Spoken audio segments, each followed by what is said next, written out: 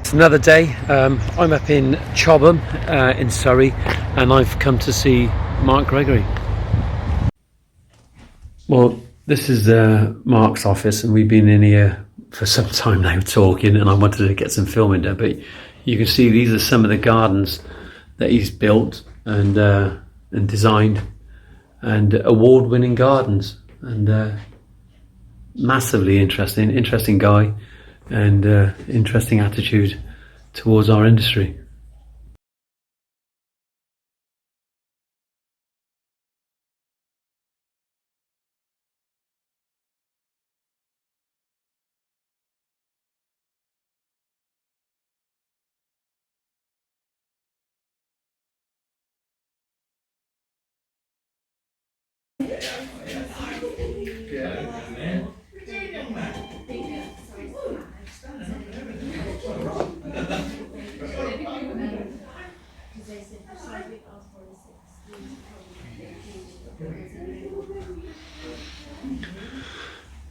Everywhere you go here, there's just awards after awards, absolutely everywhere. Just have a look back in here now. All along here. This over here is actual a gold medal. There we are. RHS Chelsea gold medal. A lot of hard work. There we are again. There's more and more and more. And all this comes from hard work.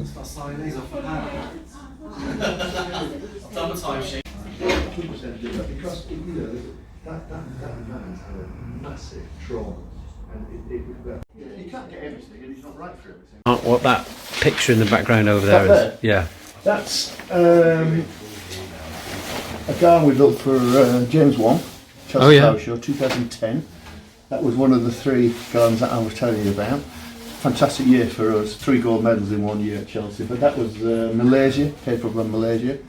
And so he did the concept design, and we as a company worked up the detailing and made that into that look. So it's basically Portland stone, incredibly complex piece of work. Very proud of that, and obviously the sunshine, so it looks like it could be anywhere, couldn't it? Yeah, absolutely. That's what's behind Mark. It's in my desk, kind of messy place in the corner. But each one has, you know, just a little different, you know, memories really. What about the garden over there? That one there? That's a Luciano Jubilee scheme, a garden that we built. Oh, it must have been 2009.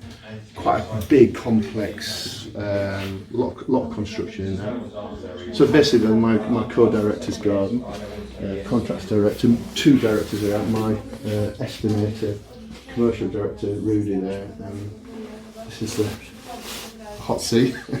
This is where it happens, isn't it? And then we've got accounts function in there, and design studio, design office through there. Hey. So yeah, this is a busy place. And upstairs, it's all racked out with all our archives and stuff. So do you have in-house designers as well? Yeah, two full time. Yeah, 2 full time, and then we use subcontractors as well, and you know, freelance. So very busy. You can see dog friendly. So every dog needs office. So sometimes we can have 3 or 4 dogs in here running around causing chaos. Be your vans, Mark, yeah? These some, I mean, obviously some are a service, so we have a pool van. That one's a pool van. These are in for, you know, swapping over, or they're taking the different vans out. And the design on here, this one? Yeah, well, that was Chelsea Flower Show, obviously 2017. That was for the RHS. But this particular guy, Nick, who's a foreman, he built that. So it's nice that he's driving around. He feels kind of, you know, kind of ownership of that garden. It's a great moment. It's pride, isn't it? Yeah, it is pride, and they look sharp. Once they're clean and they whizzle by you, you know. People they're interesting logos, and they're all different. So on some of them we've got British Museum on some, we've got Kew Gardens, a lot of Chelsea gardens on there because they're quite high profile, jobs. So I like the logo. You know, the logos, well, it's an identity. So for me, branding is very, very, very important. Branding on uniform, branding on vans. I got a big smile on my face now because I recognise that garden there. Can you tell us about that garden? Well, again, that was my first garden back as designer since 2010. So my last Chelsea garden was 2010 as a designer. I was approached by Welcome to Yorkshire to pitch for that, and that was a 2018 garden, which did incredibly well. It got best construction, gold medal, and people's favourite at Chelsea. And it was from the heart. So that was 8 years that I'd been away from Chelsea. It was the biggest garden I've ever designed at Chelsea, full 22 by 10. Put my heart and soul. It's representing my home county of Yorkshire. Being asked to, it's almost like for a Yorkshireman being asked to play cricket for them. It was a big deal for me, and there's a lot of pride. My father or my family are up in Yorkshire. A lot of people looking, high profile. I had to get it right. And so this is my day car that I just drive. It's like surveying. So if I go on data sites, it's an old car that I drive around in a little bit of branding. My normal car, which I'm going out today, is sometimes I don't turn up in cars. So, you've got to look the part and perceived, yeah, absolutely perceived. So I'm very conscious about stuff like that. I don't want to be seen to be too flash. I want to be seen to be successful. I think that's important. But there's a level. Would I ever turn up at our client's house in a Range Rover? No, I don't think I would. Or an Aston Martin? I don't think I would. I don't think I would. No. So there's a perception of a client want to see that the contract is successful. And equally, you don't want to turn up in something bad and crappy as well. No. Actually, because if you do, park it around the corner and then walk to the job. It's all about perception. I think it's perception. And then don't get me wrong, back in the day when I first started, I had crappy old vans. I really did. But I was very careful where I parked them. I'm very careful what I was seeing. And now, so all our vans are all pretty new. And I keep them, and I'm pretty religious how we keep all our vans, together. And image is everything. So I say we've probably got 20 vans. And it kind of works. But identity and the brand identity is important. So making a statement. I look at other companies. Yeah. So do I look at other branding? The interesting thing is, this is absolutely truthful story, one of the best companies I look up to, absolutely look up to. Who does Mark Gregory look up to? Landscape? Willoughby Landscape. Oh, hold on. Your van, you've got these beautiful images on the van. Okay, so basically this is not my, it used to be my van, but this is a very dirty van, and I've got a thing about dirty vans, but basically each foreman has a picture of his choice of a garden that he's built. So every van is all the same, just silver, very, very simple, very stylish, but these are very grabbing, and I think it's just my way of doing it. So every image, it basically belongs to that foreman of whatever it is, and I'll rotate them round. So I've probably been doing this for about 10 years actually, shrink wrap in the back sort of thing, and it just gives a very individual feeling of it, and it's very arresting because a lot of them are quite iconic, like this. Obviously I told you about this garden. This is a very personal garden to me. It's a Luciano Ghibli garden that we built in 2004, but at that time it was very, very personal to me. What's the thing about having your logo and your names and your numbers on your van? How important is that? Well, I think it's very important, but like for instance, I've already spoke to this guy, so this is our yard manager's van. It used to be my van, but to me this van is not reflective of what we do. I don't like dirty vans. Vans with clutter on and shit in the dashboard, that can't be. You're turning up to do quality work, uniform, we have a lot of uniform, vans clean. Obviously it's dirty, it's winter, it's difficult, but I do get on them. I really do get on them. So the vans have got to be cleaned. Not stupidly, but I like clean vans. I want clean equipment, and I think it's reflective on what we do. How we look after our tools, how we turn up and get out of the van, and the dashboard's all clean. It says, hey, I'm going to look after your site. I'm going to be respectful for you. And I think it tells a lot. And certainly, if we want to, as an industry, want to lift our presence up, it's all about image. It's about image. The clients who are paying for us expendable cash to have their gardens done travel five star, the fly business class. They're used to being looked after, and they're used to dealing with people. We're service industry. So yeah. That garden now, can you tell me, you won an award of that one, didn't you? I did. It won the Barley Award. It won a Barley Award for garden over 100,000, in category over 100,000, I think 2005 or 6. A stunning piece of work. It's very meaningful because it was a painful time in my business life when I built this garden. a very stunning garden, very simple, very simple lines, but simple. Everything has to be within millimetre tolerances. So, can I just ask? You say that was one of the difficult times in your life. When you went through that moment in your life, did it ever have a reflection in your work? No. Never. No, I fell off my bike. I got shafted by a big job, and I was probably $500,000 at the time. I had a sleeping partner that wasn't working. I was at crossroads. It was very, very, very, very painful. But all it made me do was actually bruise for a while, come back stronger, better, harder, faster, more analysing risk. Who I work for? Do I need that work? Why am I doing that piece of work? Is it going to pay me? What's the risk to the business? Never been hit since, actually. Never been hit since. But that was a company called Landmark. I was very proud of that business. But didn't go bust. I put it into voluntary liquidation. That was 2003. Very, very painful. Since '88, I built that business and won every major award it could win. You've built something, and then it's very, very painful to me. But as I said, it wasn't just the lack of money. I had a sleeping partner of that business. I could have put my house up. I could have really invested a lot of energy into that, and still had a sleeping partner that was pulling the business down. So sometimes you've got to actually draw a line under things, and I learned an awful lot. There aren't many people that can be as honest about that situation. Okay. So basically, this garden here was the first garden after the eruption and collapse of my business. I rebranded myself. I didn't call it kind of Landmark. 2003. Done. It's done. It's finished. Kept the best people, the best things. I paid off all my creators, and started again. I had to start again. I owed VAT quota, and our business was 7 million. So you imagine the VAT quota on a 7 million business. It was substantial, and I knew I had to. That's what I had to do. So I did it for the right reasons. But this was the first garden I built with new company, and that's why that's on that van, and that's why it's in my boardroom, because it meant a lot to me. And that garden, I nailed that garden. Absolutely the most perfection quality I've ever done. Made a lot of money on it because the phone wasn't ringing. No one was trying to sell me anything. I wasn't invited to anything because I'd done bust in effect. But I did. I put a lot of energy. Did you feel alone at the time when you?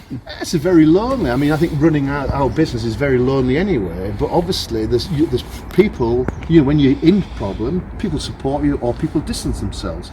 And I learned a lot about myself and the people who were surrounding me. Was it lonely? It was a bit frightening, but I know I'm good at what I do, and I just had to get on it. And it's like falling off a bike. I ride motorbikes. I fall off motorbikes. I'm going to fall off again. No, get back on it and ride. That's what I did. But learn from your mistakes. I'd made mistakes. I took that job on to feed the turnover. Maybe I should have done more diligence. And you get busy. I need the job, take the job on. Is it the right job for you? So I've learnt a lot of lessons, for sure I have. And you learn as you get older. So the advice is get back on that bike, isn't it? Well, I think the thing is, don't make the same mistake twice. Was it my mistake? Ultimately, it was my mistake. I took the job on. Okay, the guy didn't pay me. He was a professional non-payer. Complete, utter shite of a guy. But actually, ultimately, it's my responsibility. And it was very sad. I had to let people go, and I took that very, very personal. But ultimately, I think you have to have your moral compass set right and your business ethics set right.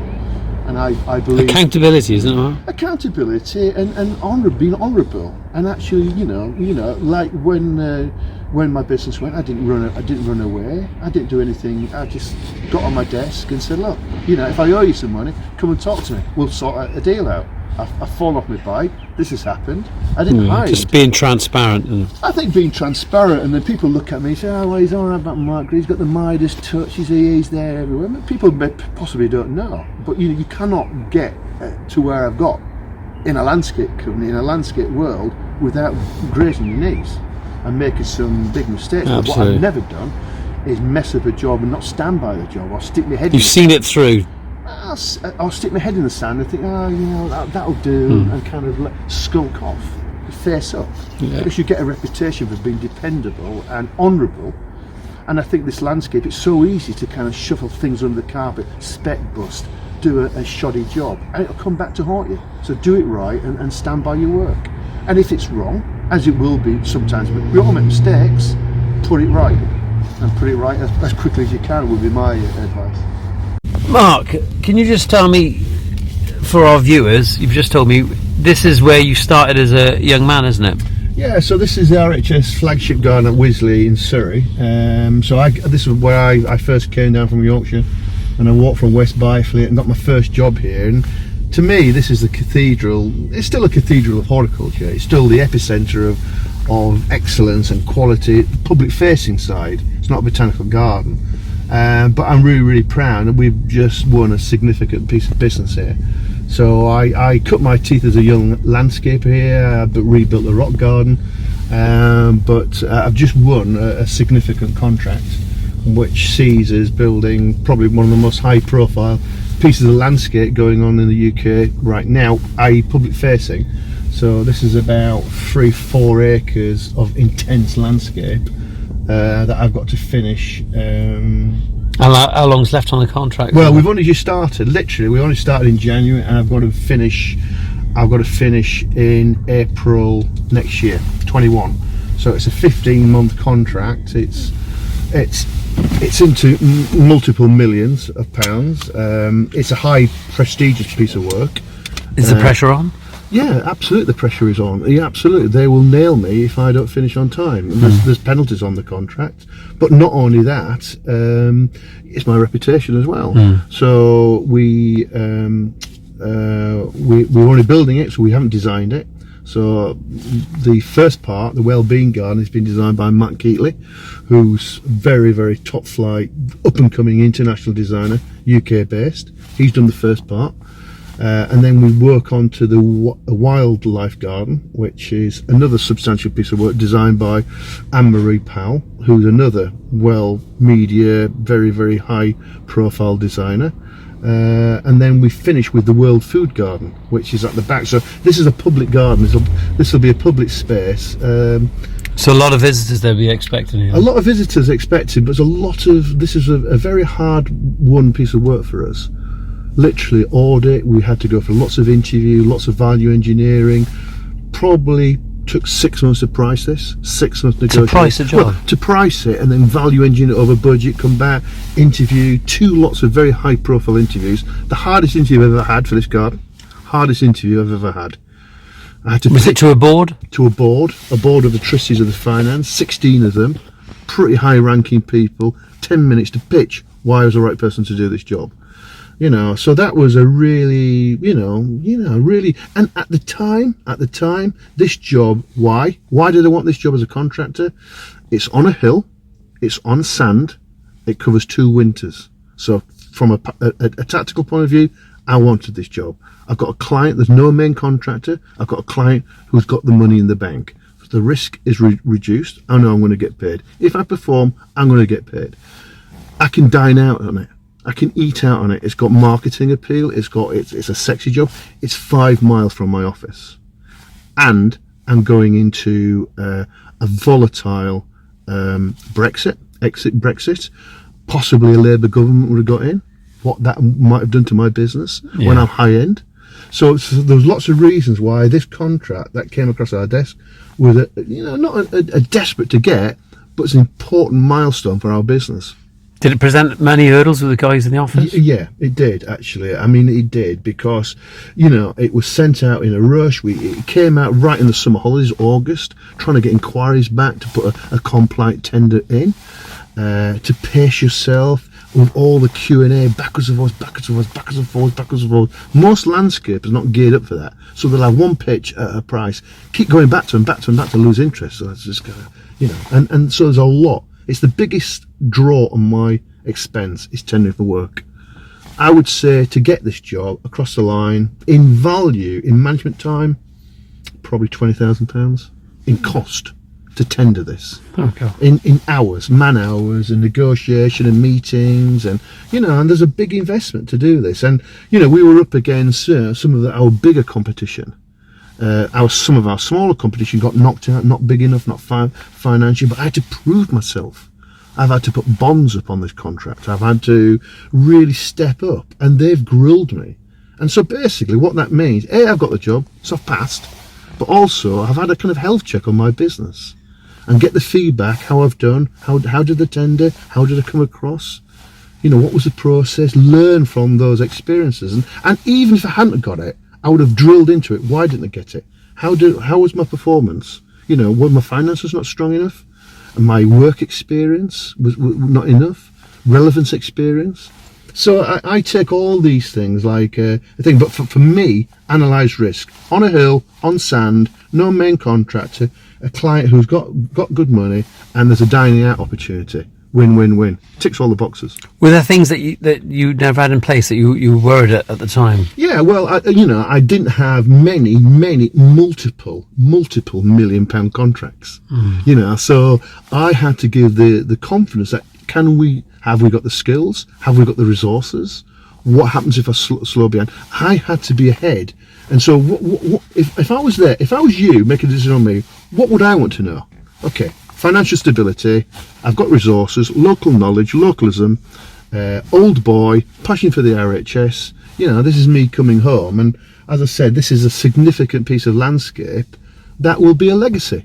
So, and for me, I want to do nice pieces of work. Where do you think this will put you in terms of commercial value in the future?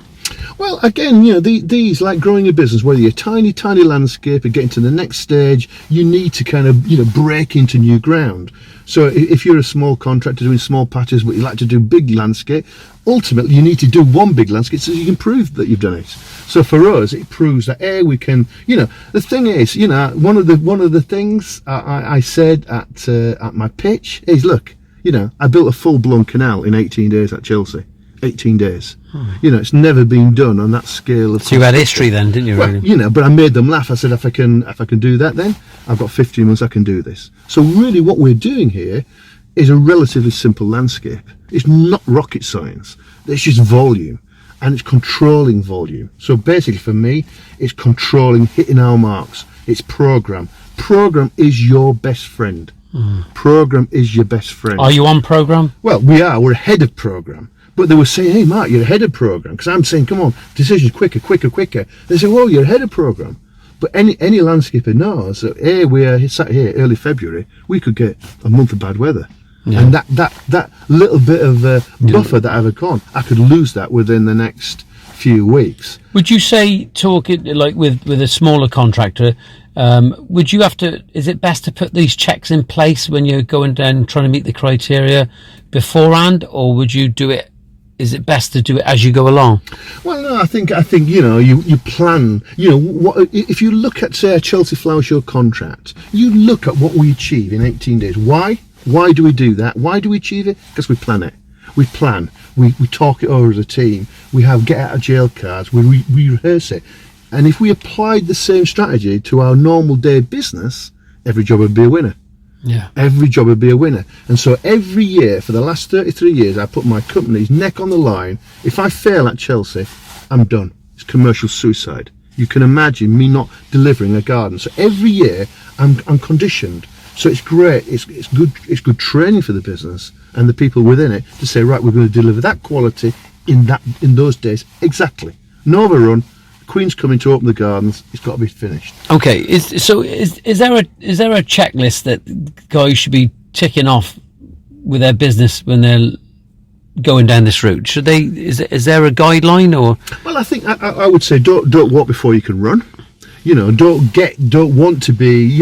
I'm hoping to inspire people because I was a small landscaper too once upon a time. But I think take baby steps and make sure you do it right. Make sure what you do right. Make sure your finances have got the ability, and I believe genuinely, I don't like to take huge deposits off clients, but clients you need to buy clients in. So I do believe that I shouldn't be financing somebody's garden. So those clients should finance me to be able to deliver that. So actually, good business acumen. My general statement is that most landscapers are fantastic artisans. They're fantastic technical, but they don't concentrate enough on understanding the finances, understanding what money is, the cash, the importance of talking honestly about money. And I talk to younger guys. Some younger guys have got it. They really got it. But a lot of these guys, a lot of our private clients, if we're not careful, they will roll us over. And so I think actually condition yourself to do a job like this. I think I think you need a lot of things in a lot of places. The health and safety, the management of the contracts. I couldn't have done this job, a decade ago. Yeah, I think, Mark, listening to what you're saying now, that people feel awkward about money, don't they? Talking about money, and they can be a good landscaper, a good paver, or a good plantsman, but sometimes the money is an awkward thing. But you shouldn't feel awkward about the money. I absolutely agree with that, and I think it's a landscaper's Achilles heel. Most people come into because they love working with their hands, or love the craft skills, and we're taught that at college, but nobody really teaches how to be a businessman, how to run business, how to talk about money, and confidently talk about money. So the best situation for me is when I have a client he drives a Rolls Royce or a Bentley, and he's living in a multi-million-pound house, and I'm pitching, and he starts drilling into the numbers, and we start talking about money, and he said, "How much do you charge for your guy?" "Well, I charge X, whatever it is, per hour." He says, "How much?" Well, I say, "Well, how much do you pay to get your car serviced by, like some 18-year-old who's got no more training than my guys who have got degrees in landscaping?" And actually, when you start to break it down, it's not about money. It's about value for money. It's not about the actually hourly rate. But I think to have a confidence to be able to talk to a client about how our job's made up. You asked me earlier, do I hide behind lump sums? No, I don't. I give chapter and verse on our quotations. Chapter and verse. And then I can then stand by that. Because what I don't like to do is I don't like to give a client a shock. I don't like to be shocked myself. And if it isn't written down, we ain't doing it. So basically what we do is we really spell our quotations out intently. And it's the bill of quantities. Now, the odd time, they'll use Landform, say, Landform do great quotations, and they'll give our quotation to Bill and Ben Landscapes down the road and say, "Beat that. That's what I want." Because that is the danger, because you've put a lot of information. But equally, when we do get the work, it gives the confidence. "Oh my goodness me, look at this quotation, it's so detailed." And now most landscapers can get that. There's packages, there's estimating packages that even small landscapers can do. Things like Liberate is one that comes to mind. Okay. That they can actually put all the numbers in. It's a library, cut and paste, and they'll produce a very, very detailed report. We use a package that is so complicated that I wouldn't even know where to start. It's an estimator's package. It's a proper piece of software. But that gives the client the confidence. Last week I had one say, "My goodness me, you're a lot more expensive, but I can see it's really detailed, your quotation." That will sell the job. It gives the confidence, rather than, "Well, it's a lump sum, front and back garden as per plan, 200,000, It gives the detail, it gives the confidence. The terms are very, very clear. We have a checklist. If we're working for external designers, we have a pre-start meeting list. So we basically say, right, who's paying us? Who is paying us? Silly thing. Many years ago, I did a job not far from here, and very, very nice client. She would have getting everything in writing, signed off, written variation order. Came to put in my final account. The guy, who happened to be Russian, should have really learnt on that, said, "Oh, I'm sorry, but I didn't sign for this." "Well, your wife signed for it." "But she hasn't got no money." She hasn't got any money. Didn't see that one coming. That's what he said to you. Absolutely. And that, so you learn. Oh my God. So we've got a checklist now. Who can give us instruction? Can we take the instruction from garden designer? Who has got the authority? What is the time scale? What drawings are we working to? What drawings are we working to? So what revision? So this pre-start list itemizes what revision we're working to. So when we get in, then we start with priced on revision H, but actually now we're on revision, whatever it is, revision P on some of these complex pieces of work. Well, I thought it was included. Well, no, actually, if you look on the contract, it says we were working on revision H. Now we're on revision P. So I think actually discipline and contractual and management. Somebody said many years ago about me, oh, Mark Gregory is very good, but very contractual. And actually, I took it as an ultimate compliment, because I think this industry is very, very slapdash, very unprofessional, not necessarily on the build, but the paperwork. Contractors don't get things in writing. They do things on trust. They do things, oh, why do you hear? Can you just do that? Yeah, I'll do that. Oh, by the way, that was, I thought that was included. Miscommunication. And I would also say that communication is the source of every issue we ever have on a site. Miscommunication between the design and the client. Well, I didn't think it was going to look like that. Miscommunication between me and my crew. Miscommunication on the samples that have been agreed and the products and things like that and time. Whatever you say, it all boils down to miscommunication. I do not believe that people go out to do shoddy bad work, but just because they do the wrong thing. So I would say, stepping up to these contracts, your paperwork, your back of house needs to be really, really strong. And don't get me wrong, still we make mistakes on our back of house. So to minimise the mistake, it's communication. Communication is absolutely key. There's nothing wrong with saying no, is there? If it's not in the contract, the trouble is that you see it all the time. They've just throw the extra in for nothing. Absolutely. See, people think extras or variations, if you want to put a smart word to it. I don't like the word extra because it almost looks like you're trying to see. I hate extras on contracts. For me, a contract that is tight as per the drawings with no variations is better. I think variations can cause conflict, they can cause confusion, they can cause animosity. And that's why, if you have a complex, the bigger the piece of work, the more the communication needs to be. And our contracts tend to be quite complex pieces of work. So the paperwork has to be as good. If it's not written down in those 6 pages of bill and quantities, don't even ask, because it ain't included. So it's absolutely clear, I am clear, that for the odd job I lose because I've given too much information, I would say it's my best friend. My best friend is my detail quotation and my program. And I say to the clients, all in friendly, because everybody's friendly when you start a job. So I say, here's the program, please don't beat me up with this. I'm going to dig a hole in your garden. Anything could happen. I could hit concrete, underground bunkers, World War II bunkers. I've hit it all. I've hit everything, digging holes in people's garden. But actually, what happens generally is we have clients who run from the house to the car, from the car to the train. It's pouring down, and certainly over the last few months we've had a lot of downtime.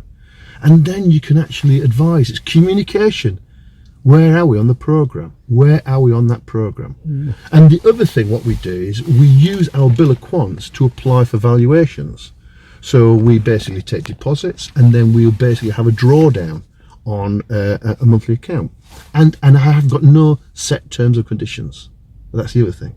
No set terms and conditions. No, because basically what I don't want to do is I don't want standardized terms. So if I go to, and that's why I go to the science, I meet the client, I think I don't trust you. I've just got a bad feeling about you. You're on a weekly account or a fortnightly account. Most of our clients are on monthly accounts, but it allows me to be flexible. So I will tailor the terms to this. And I would say as well, learn to trust your gut. Learn to trust your gut instincts. Sometimes I've ignored my gut instincts at my peril. So sometimes it's better to walk away and live to fight another day than just take it because you need to take it. It's better to lie in bed with no work than actually get a job that actually just drowns you or just sends you to despair. And that's what. And that's not good, is it? Well, I would say so, because sometimes, and I've done it myself, I've taken jobs because I'm desperate, and then as soon as I've got it, there's no money in the job where it's tight, and then a week or two later, a fantastic job comes around, and you haven't got the capacity to take it. So I would say, it's like and I'm saying this to myself as well, because I have to keep telling myself, and give myself a talking to and say, Mark, this is what you need to do. Analyze the risk on your business. What's good for your business? You know, I've been the worst person for just doing a job, because somebody said, I bet you can't build that. Yeah, of course I can build that. I can build anything, and done it. And actually, but now, yeah, I can do that. But actually, can I make any money out of it? You know, what's good for my business? What's good for my profile, either company's profile? Can I make money from it? Have I got the skill base to do it? And does it fit with what we do? So now we walk away from a lot of business. I don't want to do every garden. I don't want to be working in areas that are not suitable for us to work. It's not worth the chance, is it? I turn a lot of people away, but gently. Turn them down very, very respectfully. I'm really sorry, but we're completely committed. Or you don't have to be rude about it. But I'm very good now saying, no, it's not the right fit for us. Not to be a yes man, is it? Well, you know, as I said, I've been guilty. Or when I was younger, you know, I'd jump on planes and Kuala Lumpur and Switzerland and everywhere. You say, like, do you want a job? Yeah, I'm there. Got the tools and off we go. And we had a lot of fun. But now, you know, it's you know, life is like a game of golf. This is my analogy on life. Life is like a game of golf. You're a young landscaper, you're setting off 18, and you hit the ball and you're all over the place, and it's a bit of a giggle, and you're learning, you're taking, it doesn't matter. When you get to 40, you're on the 18th hole, okay? My life now, I can see the clubhouse. So every shot I play has to count. I really need to make every point score. So I don't want to work for arrogant people. I don't want to work for rude people. I don't want to work for people that don't pay me. I don't want to do jobs that I'm not proud of just because it's turnover. So every job I look at is, do I like this job? Yes, it's fantastic. So you got that checklist again, haven't you? A checklist of things I do. And I admit, when you're younger and you're setting your business up, you have to take things just to get on that ladder. But I would say, try to be selective. Try to be selective as quick as you can. And maybe it took me quite a while to find that word in the vocabulary. It says, no, you know, it's not for me. It's not for me. You know, and that comes in time, doesn't it? It does. As I said, you know, and nobody teaches the skills of running business. But actually, I look at the business as a game. It's the best game I've ever played. It's a game, you know, and, you know, sometimes you win and sometimes you lose. And sometimes you lose. Why do you lose? Well, you finish a job, but you make no money. Well, fine. Well, market it then. Get something out of it. Make sure that job, it generates income, revenue. Really, really celebrate the fact. Just don't walk away and lick your wound because you haven't made no money from it. So I think, you know, my advice to young landscapers is, you know, just live it, breathe it, be enthusiasm sells. It's infectious. People love to talk to somebody who's enthusiastic about a garden. You know, and do it to your best and aim high, you know. And it's not for everybody to kind of step up and keep stepping up and stepping up. And you know, that's just the way I am, though. I'm driven. I mean, to build a garden here at Wisley for the RHS, you know, it's their flagship garden. It's right on my doorstep. And, you know, it's an iconic piece of work. For me, yeah. It's almost towards the end of my career. And, you know, it doesn't get any much better than this. Is this life in the old dog yet? Oh yeah, I mean, you know, the thing is, there's a very good saying: is if you find something you love, you'll never work another day in your life. So for me, this is a vacation. You know, I mean, this is great fun. My life is pretty full. I've got lots of irons and lots of fires. I love my business and the people within it. You know, would I want to be working at 80? No, I don't. But if I get to 70 and I'm doing 2 or 3 days and doddering around and annoying people in the office and then and talking about it, well, you know, that's been a good life. Absolutely. I've got the thought of retiring, it actually fills me with dread. It absolutely fills me. So you're going to keep going, are you? Yeah, I've got no plan. I mean, obviously there is an exit strategy for me out of the business, and maybe I'll do other things. Maybe I'll do more consultancy work, design work, do a bit of media stuff. But no, right at this moment, I'm kind of, you know, I'm in a very, very good place. I'm a well-respected person within the industry, and you know, I'm on a winning streak, you know, with the Chelseas and all that stuff, and I love it. And for me, actually, if I can inspire a few younger people to come into it, say, do you know what? Actually, I wasn't that bright at school. You know, I was destined for an outdoor job. I'm not the sharpest knife in the drawer, but actually what I've done is I managed to carve out something that I'm reasonably good at. Gives me a great living. There's nothing I need, there's nothing I want, and I love doing it. I actually love doing it, and the Chelsea thing is a cherry on the cake. To get a load of flat pack in 18 days, create something that people go, oh my god, that is just mental. That's a buzz. That's an incredible buzz. And and I think actually as an industry, it's tough. It's a tough business. I think it's a very tough business to be very good, consistent, and make consistent margin. And we're building things, brand new, bespoke things that we don't know how they go together. To get it right all the time is impossible. But what I do think, I think you could do a lot worse than do what we do. It's a great job, isn't it? It's an amazing job. Come on, getting paid to play around with big bits of a kit and thing and do amazing things. We're building roof gardens, we're building subterranean gardens, there's not a place we don't build gardens now. How do we get people back into this industry, Mark? Well, I think it's the big challenge. We talk about getting young people in at primary school and growing stuff, and everybody's excited. They go to secondary school and it drops off. I think it's a big problem, and it's not a new problem. It's always been like that. I think we've got a lot of competition. I think we need to talk our industry up. I think as an industry we talk it down. We cheapen it by doing makeover problems for 500 quid. We cheapen the industry. I genuinely think that we devalue it, and internally we devalue it. On the lower end, landscapers shafting each other up, doing it, underpricing it, not pricing it. So I don't think that helps. That we're undermining it. So that has a knock-on effect. That we can't get graduates and people in. It's a very highly technical industry now, and we need people of all abilities in it. But we need to value ourselves, don't we? We need to value it, and we need to shout about it. And it's very difficult. But I think we as an industry need to lead by example. I think Barley and they've got the Go Landscape. They're going into schools. All these are great initiatives. They're all great initiatives, and I think all of us need to lead by example.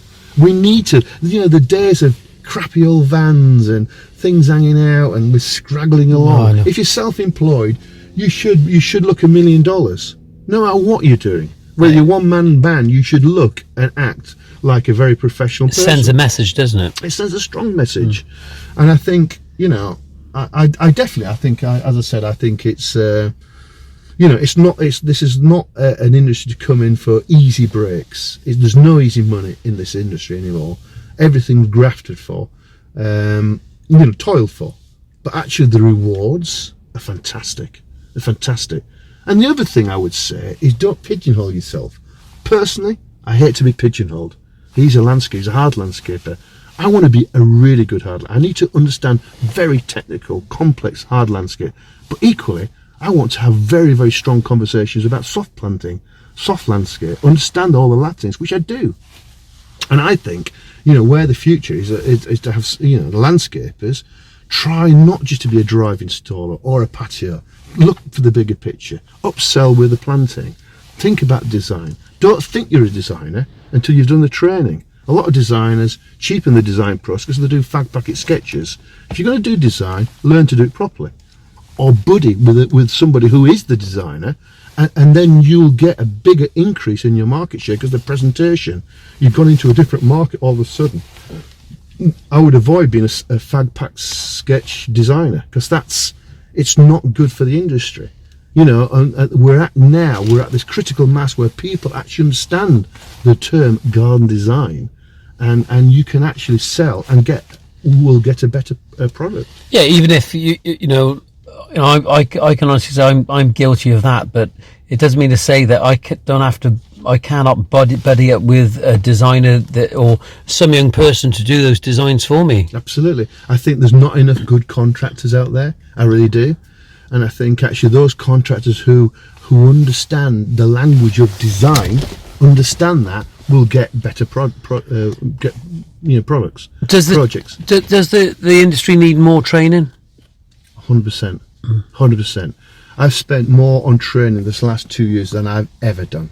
and that ain't enough. I need to spend more and more on And I'm not just talking about sort of like health and safety and stuff, but going back to basics, isn't skills, it? Yeah. Skills, absolutely skills, 100%. You know, if I won the lottery, and I won a lot of money, I would open a training academy. I would open a master training academy, and pay people, and people have to pay to go there. But I'd set something up stunning, and I think that's what's needed. That you actually go through something really, really meaningful. The colleges haven't got the money anymore. You know, back in the day, places down here like Merriswood, they were the epicenters of landscape training. Now, landscaping is gone off the market a bit. Now it's all about equestrian. That's where the money is. How do we get them in the doors, Mark? How do we get them in the doors? Well, I think it should be easy, because now if you look at 20 years ago, but if you look now, we have landscape driven schemes. Factories are landscape led because they're sensitive. Planners now know that they can ask for roof gardens, they can ask for big trees. So the budgets on landscaping are a lot more than they ever were. And as an industry, we're absolutely pivotal with flooding, SUDs, with various things. And I think some of this planning legislation is driving our industry, like the SUDS legislation. Yeah. You know, it's driving us to be professional. And things like, you know, if I was in government, I'd put a rainwater tax on buildings. And what would that drive? It'd drive, green roofs. It'd drive rain gardens within car parks. So I think we're at a very interesting time where our industry is becoming more pivotal on global issues, on environmental issues. Absolutely. So I definitely think, you you hang in there, you position yourself, you specialise, you get yourself ready. But how do you get more people in the industry? You know, maybe channels like this, where people education and inspiring people to actually come in.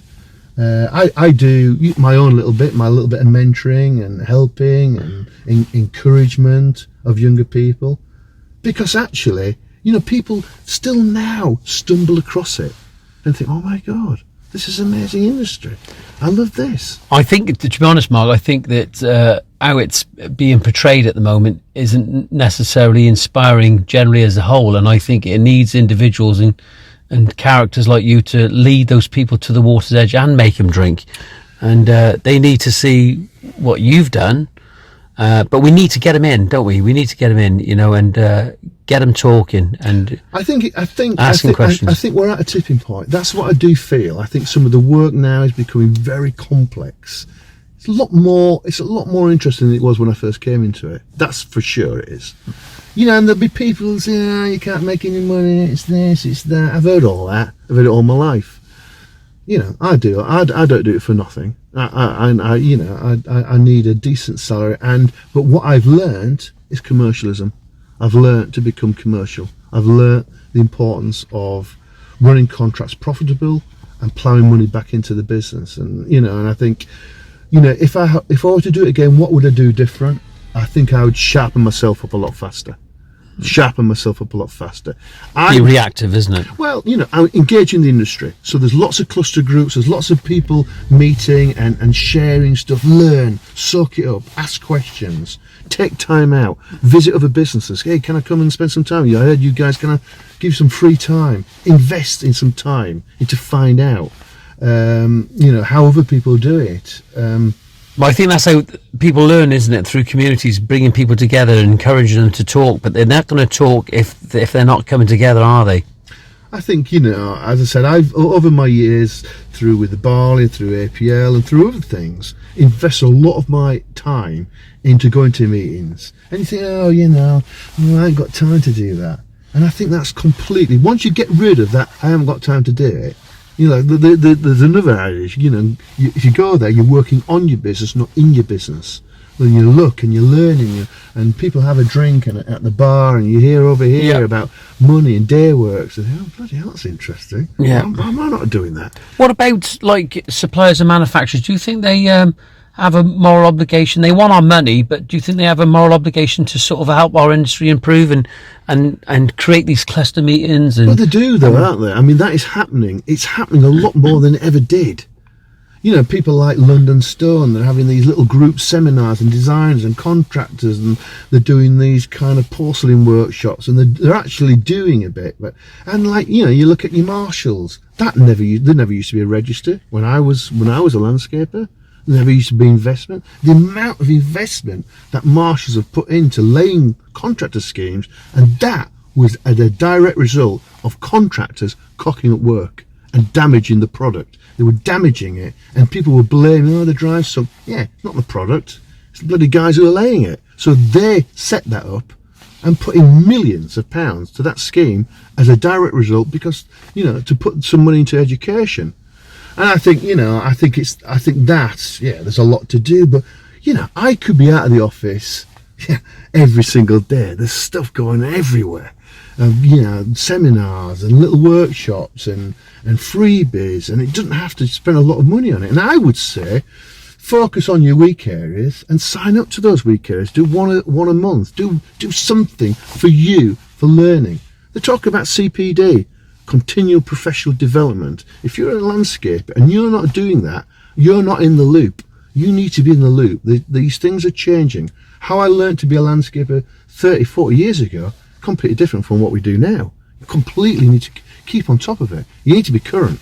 How do you become current? By obviously a lot of the blogs, a lot of the grassroots levels of the associations, the Barley and the APL. Don't just join them to make the telephone ring, but to engage and fill holes in your knowledge. You know, and I think the information is there, but I think it's quite interesting. It's always fascinating. I used to go to these Barley meetings for years, every month, every Tuesday evening, for months, for years actually. And I was amazed why people weren't there. And it just kind of dawned on me, they're not really interested. They're genuinely not interested. They're just doing enough to tick along, and they've got the badge, and that's fine. But I was never one of those people. I wanted to find what's around the corner. How do I get to these bigger things? How do I do a marketing strategy? What about imagery and branding and marketing? Where do I learn that? I'm a landscaper, I'm a gardener, but how do I learn about the stuff that I don't know? And, you know, and I think actually, so I'm not knocking the people who said, you know what, I just want to go lay a patio and go home. That's fine. Absolutely, there's nothing wrong with that. But that's not what I ever wanted. I wanted to be able to do a big job and do it really, really well and make a name for myself. That's what was driving me. You know, but I mean, everybody's different, aren't they? Yeah, absolutely. And I just think that what we need is more meetups and get these people together so people can learn, and then from there they can choose the avenue where they want to go then, really, isn't it? You know, and by having business people there can help landscapers with their business, and having designers there and having manufacturers there can tell them about the products, and, you know. That's right, absolutely. I just, you know, the knowledge is key. Knowledge is power. Yeah. Knowledge is power. And I also think that I've always not wanted to be pigeonholed and told, oh, you're doing that completely wrong. So if I don't know something, I do the research. And doing the research now is so much easier than it was 20 years ago. You know, I can find out anything within milliseconds and dig into that. So I want to be as good for my soft planting and soft landscaping. They're doing my construction. Yeah, but you're able to move with the times. That's what you've done for when you started out first and how different it is now. The information is there if they really want it, but they have to embrace it, don't they? They have to be reactive, absolutely reactive. And one of the downsides, of course, you know, I remember talking to an old builder who said, oh, this was quite a few years ago. He said, I feel sorry for you young guys. He said, oh, when we had contracts, I used to get a letter in the post. I'd get a letter, it was complaining, and he said I'd look at that. Time I got the letter, the problem had been sorted out anyway. Time I replied, the whole thing was fucking diffused. And then we had faxes, which I thought was a work of a genius. I couldn't believe this thing that printed out stuff. Now it's email, and email, the pressure on people to respond within seconds of getting a problem, and it's harder. The technologies are very, very good, but I think it's harder to, you know, so we've had to evolve. You know, I never used to check my computer and check my emails first thing I do on my social media account and all this stuff. There's a lot of pressures on any business actually, but landscaping, I think definitely. you know, we're technically, one of our strengths is still, it's hand built. Yeah. You know, you're not going to get robots to do what we do. It's hand built, and we need to maximise that. And just finishing off on this segment now, we have to do it in inclement weather conditions, don't we? Yeah, and stuff that dies. With stuff that dies in inclement weather and conditions, and the vagaries of staff and all those issues. And it's a tough game, but you know, we wouldn't do anything else, would we? No, absolutely. We really wouldn't. Thank you.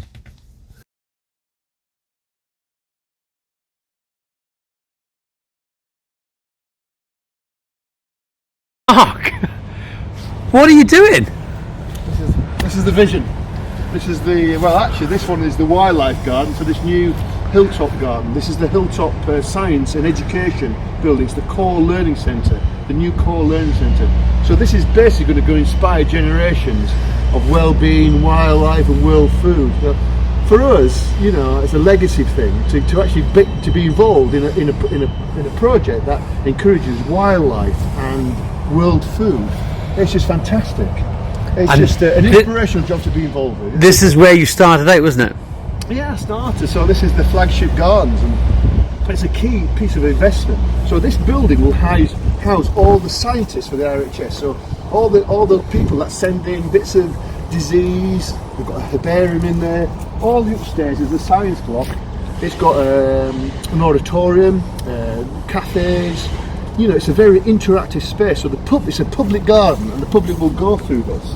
So you can see it's just basically it's a combination between education and science. How does it make you feel? Does it make goosebumps on your neck when you think about it? It makes me feel very proud. Yeah, massively. Very proud. Very proud.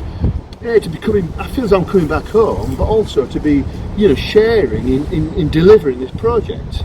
You know, and also kind of coming out of it and won it on my own merits and being signed off as my health check on my business. Yes, this company is good enough to do this job. Yeah, absolutely. Yeah, absolutely. So, you know, all these things are good, but it's a big, if I fail here or I don't deliver it, it's like a Chelsea flower show but on a big scale. Show me the other bits. Well, I mean, these are just the mock-ups, the visuals. This is the World Food Garden, so the World Food Garden will be on that side. But you can see, this is the well-being garden. This is the well-being garden. This is the entrance to the building. So that's what we're starting first, and all this, you know. And it's a relatively simple. I mean, things like this is drawn as a Van der Mortals. That was one of the value engineered. So basically, there's minor changes because the value, the cost was so much. We've had to bring it down on budget. So that's why it took us 6 months to get this job. Lots of you know, value engineering and working with the design team to deliver the budget on price. Can you see yourself being sat on one of those benches? What, in this wheelchair? Now you know. Well, you know, it just, you know. I mean, it's, you know, I think the good thing about show gardens is that you get to display it to the public. When we build gardens for private individuals, it's a very private thing, and not many people get to see it. But this is a public space that people will go through, and knowing the tutorial team. So we're only planting the trees. We're not doing any of the underplanting. So the garden's it's a garden full of gardeners. So they'll plant all the plants. So we'll put all the soils in, do all the amelioration. But that's got to be right, isn't it? It's got to be right. We've got to get the preparation right. So the drainage of our beds, the preparation of our subsoils and topsoils, it's got to be, it's the RHS. It's got to be exemplar. It's got to be an exemplar of how to deliver a garden. So what we're trying to do is domestic quality on a commercial scale. Thank you.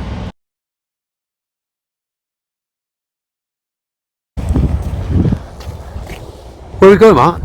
Well, we're going, I'm just walking down, this is the Alpine now, so where the hill is, we're building at the back, so top of the hill, walking down to where it all started for me.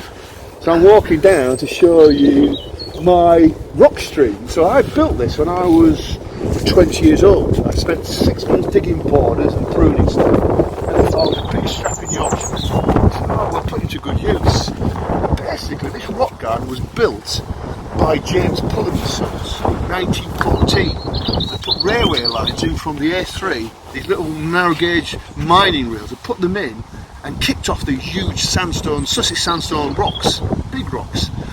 and then built all these beautiful ponds out of like clinker and ash, and they had the old leather sockets with the concrete balls for the plugs. But it all gone downhill. It was all sliding and cracked. And said, well, you know, can you build this rock garden? I said, yeah, I was building a rock garden. So basically, what I had to do was strip this thing out. Strip it out, bearing in mind, I didn't know my house would be old. I never built a concrete pond until I was 20, so I used to phone my Dad, they've asked me to build a concrete pond, what do I do? How do I do it? So you steel, shuttering. I mean, it was, and they were so trusting. There was no health and safety. I had an old dumper and a bit of an old digger, and as I said, it was winging a prayer, but I basically built all these ponds. And the people that built it before, can you tell us a bit about them? Well, basically, James Pullum, there was 3 generations, started trading in about 1860. But the interesting thing about it was they developed a system called Pullumite. And it's a fantastic story. 3 generations of James Pullum, all sons, all kind of linked down. And they designed this thing, which was concrete rock. Concrete rock, it sounds horrendous, but they were so sophisticated. They designed and built rock gardens for the rich and famous in this country, from the Rothschilds to the Queen, and now they're listed. And some of them, you can't see any difference.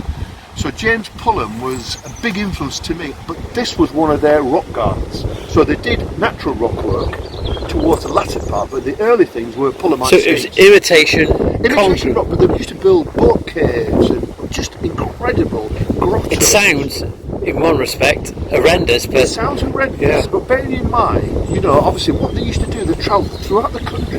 Before cars, they had nothing. But these guys used to go and get guys at the pub and basically a lot of grunt labour and create these incredible, absolutely mind-bending rock gardens. Rock gardens that are 4, 5, 6 metres high, and tunnels and grottos and boat caves.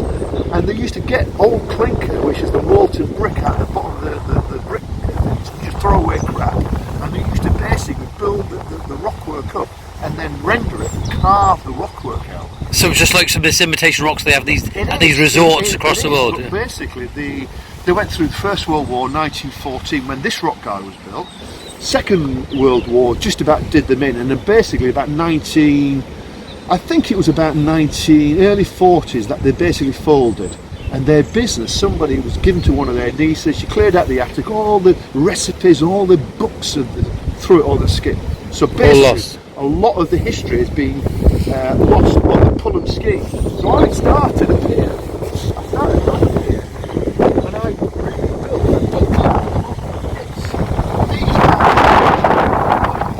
So this is the Pullum rock here? by James Pullum. Okay. But this is a natural rock garden. It's Right. a natural Sussex sandstone. They worked in artificial and real rock. And interesting, so these ponds are vertically sided concrete pools designed. So this was built by me. All these were built by me. These here? All of them, all the way down. And when I think about it, actually it's a bloody lot of work to do for a 20-year-old. I was. How long had you been here?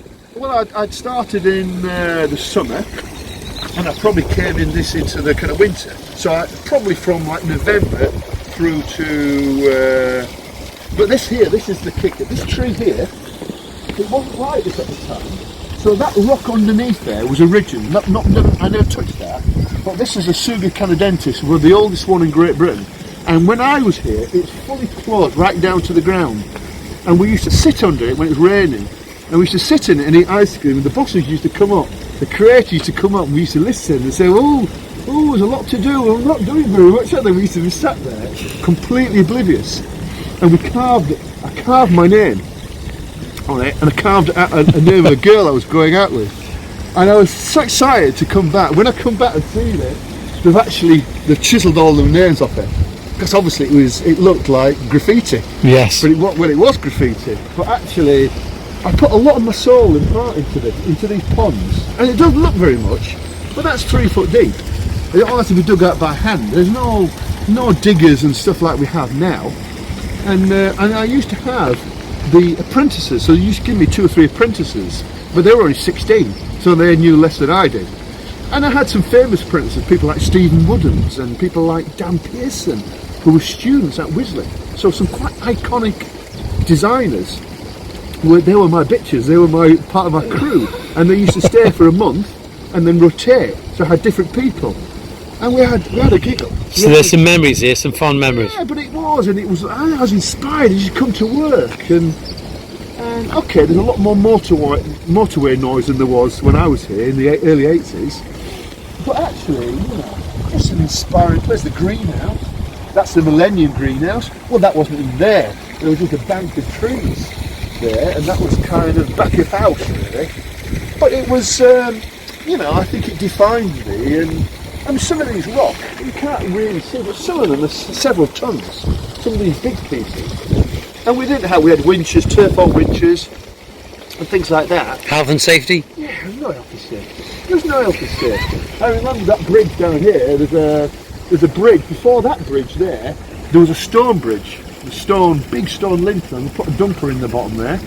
You know, there was no risk assessments, no health and safety. Well, those dumpers you start by hand? There was no gloves, hard hats, or nothing. It was a different world. It was a different world. And but yeah, I just wanted to show you this because for me, you know, this is where That's where it all started. Well, yeah, but I knew how to work, so I could already graft, and but to give me this, I said, like, you know, give me it, and in so much so they were frightened of it. The management didn't know what to do, and they just entrusted me and just let me get on with it because they didn't want to interfere. So I was just left to my own devices. Are there any pictures of this garden then? I've got pictures of me posing with my cropped off, you know, looking, you know, I was like, you know, I was typical Yorkshire bloke, you know. I was pumped up and I was a lot fitter than I am now, but I just loved it.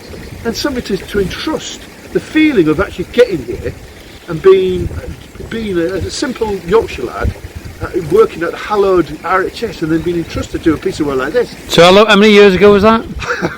Well, it was after the First World War. It would have been late 70s, early 80s. So you nearly 40 years then, and yeah, 40 years. Yeah, yeah, 40 years. And you're back here again, and it's still under guarantee. It doesn't leak. It doesn't leak. Do they give you a deposit? Well, you know, actually casting a concrete pond, you know, really, you know, to get the bottom to bind to the sides, it's not an easy job. Did anyone say what a good job you've done at the side? I don't think so. No, really? I don't think so. I'm a very modest person, but I don't think they give me the satisfaction saying, do you know what, you did a great job here. I was just happy to be here, and at night when I packed up, I'd be in the gardens learning my horticulture, doing my plant collection, doing my drawings, my botanical drawings, and I loved it. I was like a sponge. The happiest year of my life. So girlfriend, money, private jobs, learning experience, just loved it. So it's about putting the work in, isn't it, really? You know, in this industry, if you put the work in, you get out. You know, you put in what you get out. You know, this is the bell. This is like rounding us up, get us out. We better go. We better go. So that big rock there behind that water, you put that in, did you? I put everything here, everything you see, everything in here, is I built. And okay, it's no big shit, but when you think, I didn't have teams of guys or JCBs, no telehandlers, I had no digger, no 3-ton machine, I had crowbars and turf or winches. In theory, see, the rock was already here, but it had moved and collapsed, so I had to kind of shunt it out of the way, dig the ponds out, and again, it's pretty good ground here, it's sand. So the dig, I got the grunts to dig it out, and I... Did you enjoy it? Was you enjoying it then? Were you enjoying it, doing that? Oh, I loved it. Yeah. Oh yeah, I did. I absolutely. Why would you? You know, why would you? There's something to get my teeth into. I've done 6 months digging flower beds and pruning roses, and I wanted to get in some real work. But I remember phoning my dear old dad, say, Dad, I don't know what I'm doing. They've asked me to do that, but they're not telling me anything. They don't know what to do either. What do I do? How do I build a concrete pond? And now, if I was 21 now, I got a telephone, I got internet. You know, water, cash, construction. How do I learn how to do So you had to be really creative, didn't you? Yeah, this is a flower garden. There's no books on construction in this place. So I wouldn't say creative, but I had to, you know, and it didn't work. It didn't leak. Nothing leaked. But what was amazing, they wouldn't nowhere near would it do that. I wouldn't be allowed to do it. Health and safety, it stifled me. You know, so I think actually, looking back, you know, what we did is in our generation was a lot easier. You learn your mistakes. Okay, I guess there were some injuries along the way, but I was allowed to find myself. Now, a lot of young people, you can't do that, health and safety, you can't do that, you've got a ticket for that, you can't do that, you can't do it. I think it was a lot easier, it was a lot simpler. I mean, I could have really come unstuck actually. When I think about it now, But you never. Eh? You never. Well, but when I think about it, I think, bloody hell, actually, and some of it, a lot of that photograph is the original got down, but this section here was my bit. So you've got this connection with the Pullums. I've got this connection with the Pullums. I feel as I've got this connection with the Pullums. Yeah, of course you have. And there's a very famous landscaper called Jack Sexton, who when I first went to Chelsea was old school. I was a young guy, a young player going to Chelsea. I'm talking late 80s. And this guy called Jack Sexton, he had the braces, and he was an old guy. But he was building the David Stevens. And it only recently, I got talking to him, and he said, you know, you do know my dad's linked to, he's related to the Pullums. And his father, or his grandfather, was one of Pullum's main stone carvers, one of his main guys, because he had maybe six foremen that were carvers. And then they used to go to Liverpool, get a load of guys out of the pub and they'd build this stuff. That is, there's a book written about it, and it's a fantastic journey, and I'd love to replicate that at Chelsea. You've got a book on the Pullums, haven't you? I've got a book on the Pullums, and I've got a design that's influenced by the Pullums, and it means I need some big sponsorship to do it, and I need it's a legacy project, but it's a fantastic story. But you need to tell it boldly, and basically I'll build it off-site on stillages, on steel frames, and then crane it in. So my take on my ultimate Chelsea garden is my story of the Pullums. It's about landscapers doing what landscapers do. Not a design, they are designers but they're landscapers. And in one, will it happen? Yeah, absolutely. Yeah, definitely. I've got that left in me for sure. Yeah. Good. Yeah, no, I'm in no rush because it needs to be done right. Because concrete rockeries can look like we've all seen, you know, at Florida and Vegas. It can look shiny and horrible. And it can't be. So I have to do the research and work with a carving specialist to produce a rock and then age it. So I need probably 2 years to bring it to Chelsea and a good budget. So yeah, I'm excited about that.